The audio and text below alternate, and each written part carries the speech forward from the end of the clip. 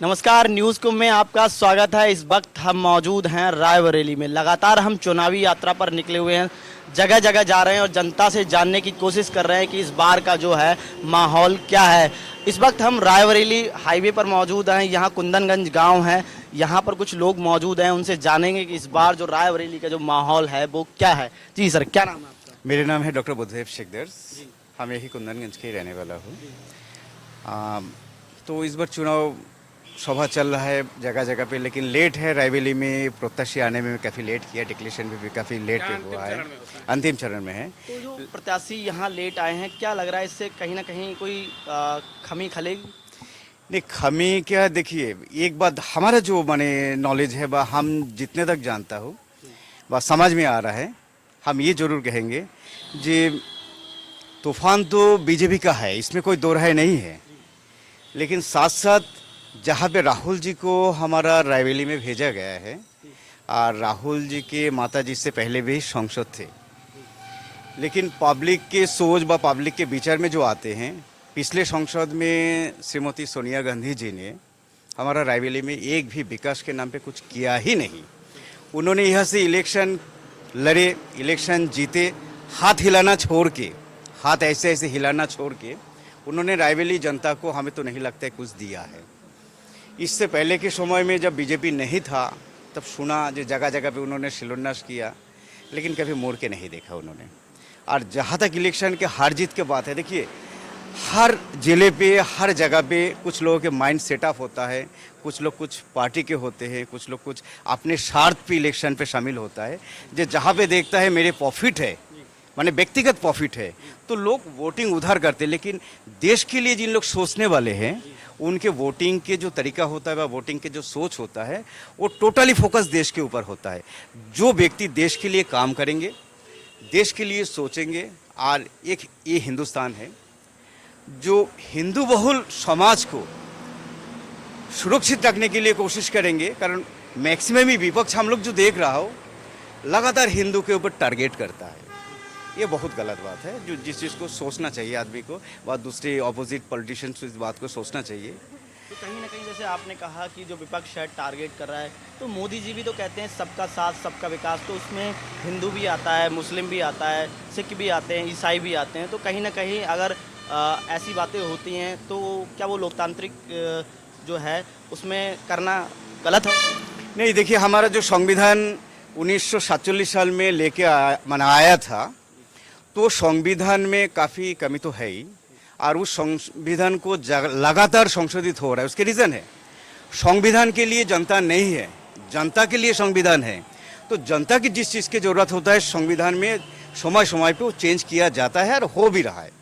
तो सबके साथ सबके विकास श्रीमान नरेंद्र मोदी जी ने बताया, और उन्होंने काम भी कर रहे हैं, इसमें कोई दो राय नहीं है।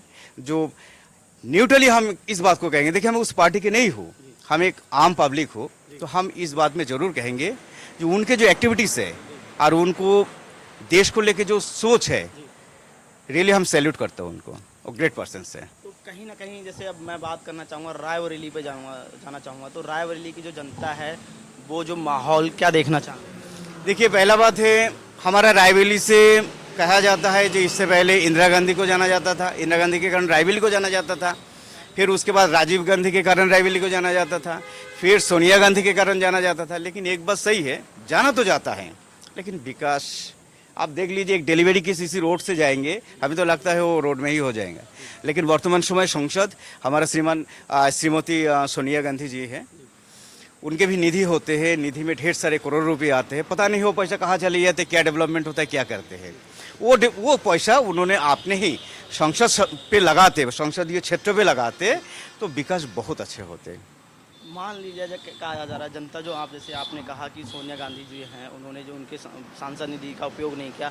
राहुल गांधी एक कहा जा रहा है कि एक नया बदलाव लेकर आएंगे। राहुल गांधी की जो चर्चाएं हैं वो कहीं ना कहीं दिनेश प्रताप सिंह से जो ज़्यादा हैं चर्चाएं सुनने में आ रही हैं। तो दिनेश प्रताप सिंह को राहुल गांधी जी मात दे पाएंगे, क्या निखार ले पाएंगे? आपने बहुत अच्छे सवाल किया, हम इस सब्जेक्ट में आपको बताएंगे। जिस समय इन लोगों ने नाम को नॉमिनेशन किए थे, उस समय उन्होंने श्रीमान राहुल गांधी जी ने उन्होंने अपने 5 साल के सोर्स ऑफ इनकम उन्होंने दिखाया। हम मान लेते हैं उन्होंने एक संसद है, संसद के हिसाब से उनकी जो सैलरी होता है मतलब 5 साल मतलब 5 बारंग 60 महीना, 60 महीना के साथ आप उनको इंटू कर दीजिए, तो हमें तो नहीं लगता उन्होंने जितना उनकी माने वर्तमान समय में उनकी जो सोर्स ऑफ इनकम है व उन्होंने जो पैसा उन्होंने देखा है वो पैसा उनको आता है। और उसी साथ साथ श्रीमान हमारा ठाकुर साहब है, क्या नाम उनके, दिनेश प्रताप सिंह जी, उन्होंने किया था, उनके भी हमने उनके 5 साल के आय हमने देखा था, तो दोनों के बीच में जमीन अक्सर फर्क है। लेकिन बात यहाँ पे है श्रीमान राहुल जी के पास व उनके फैमिली के पास आज तक कोई ना फैक्ट्री है और ना कोई पैसे उगाने वाले कोई मशीन है, लेकिन फिर भी समझ में नहीं आती इतने पैसा और इतने सोर्स ऑफ इनकम उनके पास कहाँ से आते हैं, इतने पैसा कहाँ से आते हैं।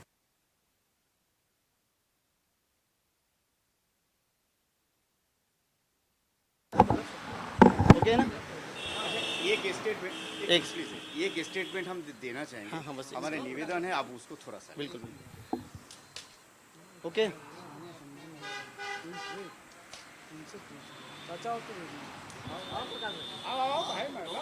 अरे आ जाओ, शर्माने की क्या बात है? सब बोलना है, मैं मालूम। अरे आप जो कहेंगे सरकार के कान तक पहुंचेगा ये बात। आ जाओ अभी, आ जाओ। जो भी गवर्नमेंट बनाएंगे उस सेक्टर पर सोचेंगे। ओके, हाँ ठीक है, डन है ना। तो तमाम चीजें हम बात करने चाहेंगे। रोजगार को मुद्दे को लेकर क्या आपका? रोजगार तो भैया ऐसा है कि जो रोजगार करना चाहता है उसके लिए रोजगार है, और जो नहीं करना चाहता वो तो यही कहेगा हम बेरोजगार हैं, बेरोजगार हैं। तो रोजगार आप चाहिए, बहुत से लोग हैं जो अपने बच्चों को लाइन से लगाते हैं, रोजगार करते हैं। रोजगार करिए, हम भी कर रहे हैं, क्या दिक्कत है भाई? जैसे पहले कर रहे थे वैसे आज भी कर रहे हैं। जैसे तमाम पेपर लीक का मुद्दा उठा है, कई भर्तियां जो हैं उत्तर प्रदेश सरकार में जो है पेपर लीक हुए हैं, उन पर आप क्या कहना चाहेंगे? अब भैया ये खेल है बड़े लोगों का, अब वो क्या करते हैं क्या नहीं करते हैं, अब ऐसे क्या अपने परिवार को और रोजगार को ध्यान देते हैं, और इसके बारे में हम ज़्यादा कुछ जानते नहीं, इसलिए इसमें हम कह सकते हैं। युवा साथी हैं हमारे, उनसे बात करना चाहेंगे। जी क्या करते हैं सर, क्या नाम है आपका? जी विपिन कुमार। सर पढ़ाई वगैरह करते हैं या कुछ कोई काम धंधा? काम करते हैं। काम करते हैं। जी। तो सर बताइए कि माहौल क्या है यहाँ? माहौल तो सर यहाँ सिर्फ बीजेपी का ही चल रहा है, और तो जी फिलहाल कांग्रेस का भी प्रचार प्रसार चल रहा है, लेकिन अगर यहाँ से कांग्रेस निकल भी गई तो कोई मतलब है नहीं, क्योंकि यहाँ कांग्रेस कभी आती है ना कोई मतलब। तो जो है बैट्समैन दिनेश प्रताप सिंह और राहुल गांधी जो है, दोनों बैट्समैन अच्छे माने जा रहे हैं। जी अच्छे माने जा रहे हैं। मेन प्रत्याशी का मामला नहीं है यहाँ, मेन पार्टी का मामला है ना। पार्टी भी डिसाइडेड हो, जी पार्टी डिसाइड, जनता जो है पार्टी के हिसाब से करी। पार्टी के हिसाब से कर रही है वोटिंग बस। हमारे और भी लोग हैं, उनसे बात करने की कोशिश करेंगे। जी इधर आ जाइए सर। आइए जी सर, क्या नाम है? ओम प्रकाश है मेरा नाम है। बताइए सर, क्या माहौल है? माहौल ऐसा है तो बीजेपी का है।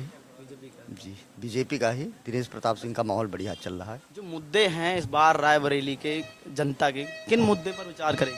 किस मुद्दे को, कांग्रेस को क्या कहा जाए कि क्या मुद्दा है? आएंगे 5 साल आएंगे, फिर चुनाव, फिर आएंगे, फिर चले जाएंगे, उसके बाद ये नहीं रायबरेली कहाँ जा रही, कहाँ हो रहा, कुछ होता तो है नहीं। अब सर आप जो बताना चाह रहे थे। आप लोगों के जरिए से, आप लोग के माध्यम से हम वर्तमान सरकार को और आने वाले सरकार यही होगी, इसमें कोई दो राय नहीं है, हम उनको एक संदेश देना चाहेंगे। देखिए, एक कहावत है, सोच बदलो तो दुनिया बदल जाते हैं। हमारा देश में एक मुद्दा है जो हम हर जगह पे सुनता हो और हम देखता भी हो, वो है थोड़ा सा बेरोजगारी। लंबे समय से जो गड़बड़ चल रहा है उसको बनाने में आपको समय लगता है, हम लोग मानता हूँ इस बात को।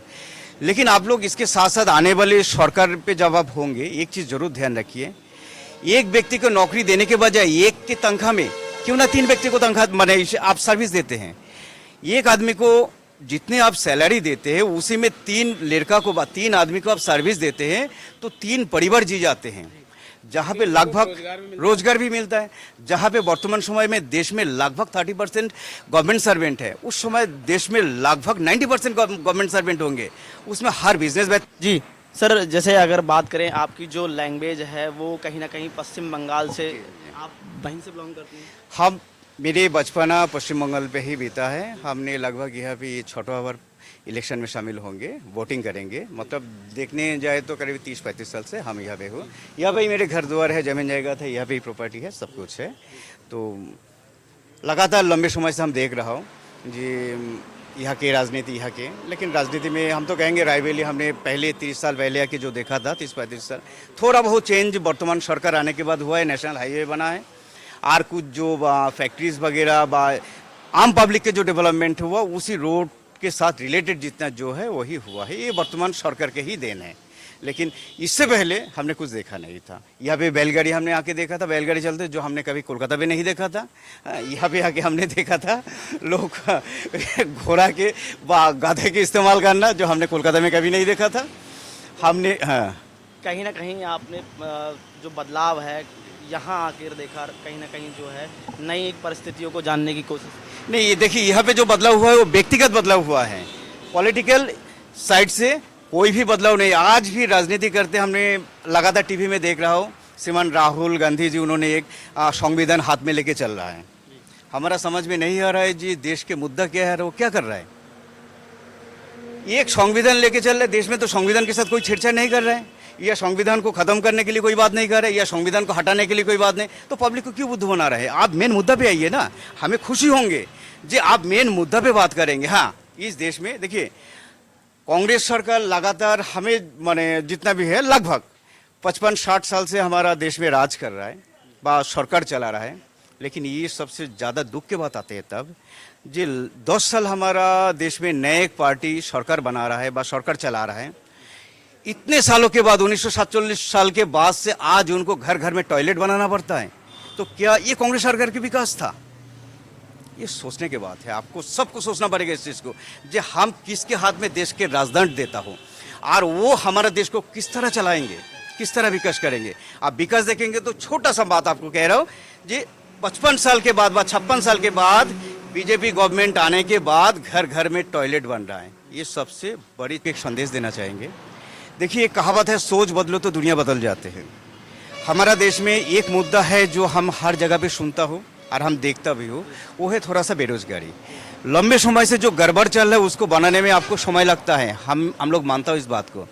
लेकिन आप लोग इसके साथ साथ आने वाले सरकार पे जब आप होंगे एक चीज़ जरूर ध्यान रखिए, एक व्यक्ति को नौकरी देने के बजाय एक की तनख्वाह में क्यों ना 3 व्यक्ति को तनख्वाह माने आप सर्विस देते हैं।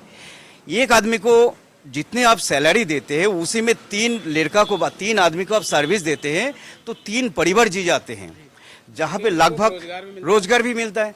जहाँ पे वर्तमान समय में देश में लगभग 30% गवर्नमेंट सर्वेंट है, उस समय देश में लगभग 90% गवर्नमेंट सर्वेंट होंगे, उसमें हर बिजनेस भैया माहौल तो बढ़िया है और जनता उसी के साथ है जो विकास करेगी, क्योंकि ये खेल का मैदान है और यहाँ पर कोई नया तो है नहीं।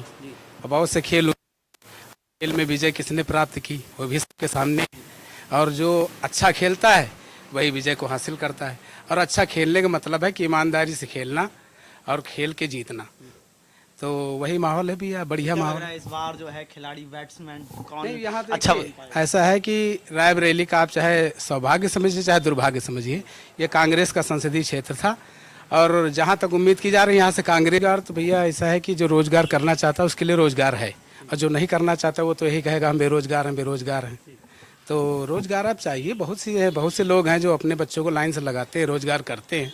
रोजगार करिए, हम भी कर रहे हैं, क्या दिक्कत है भाई, जैसे पहले कर रहे थे वैसे आज भी कर रहे हैं। जैसे तमाम पेपर लीक का मुद्दा उठा है, कई भर्तियां जो हैं उत्तर प्रदेश सरकार में जो है पेपर लीक हुए हैं, उन पर आप क्या कहना चाहेंगे। अब भैया ये खेल है बड़े लोगों का, अब वो क्या करते हैं क्या नहीं करते हैं, अब ऐसे क्या अपने परिवार को और रोजगार को ध्यान देते हैं, और इसके बारे में हम ज़्यादा कुछ जानते नहीं, इसलिए इसमें हम कह सकते हैं। युवा साथी हैं हमारे, उनसे बात करना चाहेंगे। जी क्या करते हैं सर, क्या नाम है आपका। जी विपिन कुमार।